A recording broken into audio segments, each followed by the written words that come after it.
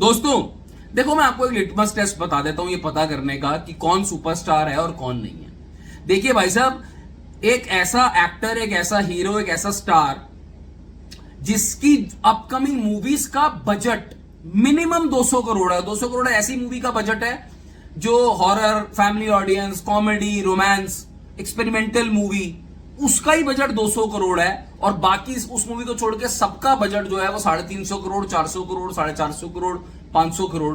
तो आप इस अंदाजा लगाओ कि उस सुपरस्टार पे, उस एक्टर पे प्रोड्यूसर्स को रिटर्न की कितनी उम्मीद है, कितना उसका बॉक्स ऑफिस ऑडियंस पुल कितना तगड़ा है। मैं बात कर रहा हूं नन अदर देन प्रभास की। भाई साहब, जहां पे बड़े बड़े स्टार्स की movie 100 crore, 200 crore total box office पे नहीं कर पा रही ना, तो इस पे 200, 250, 300 करोड़ तो प्रोड्यूसर ऐसी वार के फेंक रहे हैं, क्योंकि उनको कोई कसर नहीं छोड़नी। प्रभास की अपकमिंग जितने प्रोजेक्ट्स है ना, उस पे पैसा लगाने में, प्रोडक्शन वैल्यू देने में और सारी मेहनत करने में।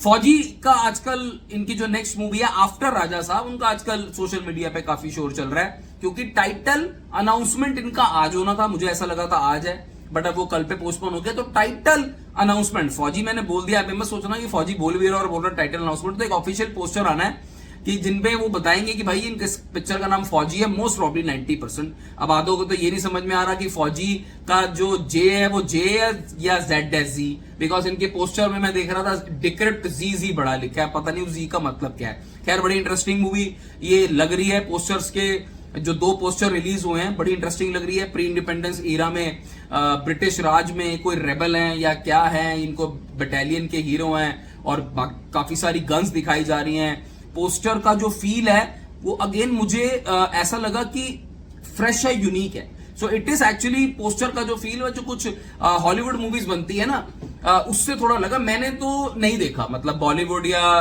किसी भी इंडस्ट्री में, इंडियन सिनेमा में, टॉलीवुड हो, बॉलीवुड हो, कोई भी हो, मैंने इस तरीके का पोस्टर प्री इंडिपेंडेंस ईरा में और एक वो मतलब आपको बटालियन दिखाते हुए वो नहीं देखा। तो इंटरेस्टिंग लग रहा है, काफी सारी गन्स दिख रही हैं। अब ये उसमें फौजी बने हैं या ये हमारे ब्रिटिश उनके सोल्जर्स के साथ होते हैं, इंडियंस के साथ होते हैं, वो तो सारी चीजें, बहुत सारी थ्योरीज निकल भी सकती है।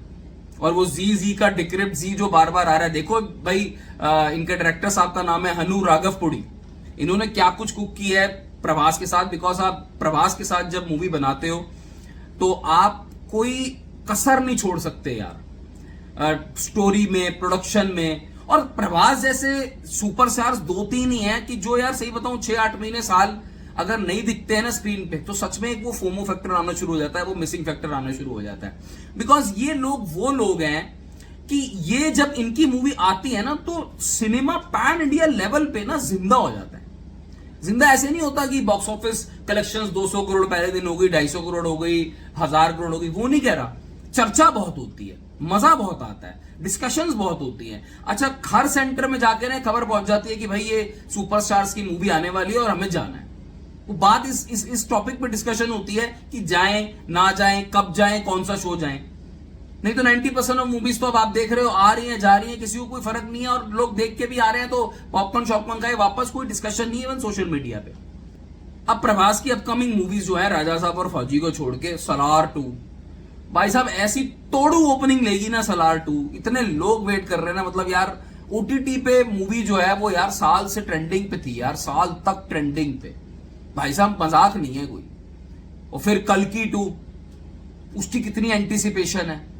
तो मैं वही आपसे कह रहा हूं कि ये लोग नहीं रह सकते स्क्रीन से गायब maximum more than a year. अब मेन जो फुल फ्लेज मूवी थी प्रभास की, वो आई थी कल्कि 2024 में जून में। अब देख लो 1.5 साल प्रभास को भी हो गया मोटा मोटा, अगर मैं फुल फ्लेज मूवी की बात करूं। तो अब नेक्स्ट आनी है राजा साहब, जनवरी में अनाउंसमेंट हो चुकी है। देखते हैं, एक्सपेरिमेंटल मूवी है, कैसे करती है, क्या करती है। क्योंकि मेरा तो ऐसा मानना है, अगर राजा साहब ने गलती से भी 400-500 करोड़ कर लिए तो वो भी अपने आप में इतिहास होगा कि इस जॉनरा में निकाल लिए बंदे ने। मैं एक वैसे जनरल बात कर रहा हूं। पर उसके बाद जो मेन प्रभास की मूवी रिलीज होगी वो होगी फौजी, जिसकी रिलीज डेट टेंटेटिवली अगस्त इंडिपेंडेंस डे वीकेंड में मानी जा रही है। और पैन इंडिया रिलीज होगी तो मुझे लगता नहीं और कोई मूवी साथ में आके इसके टक्कर लेगी।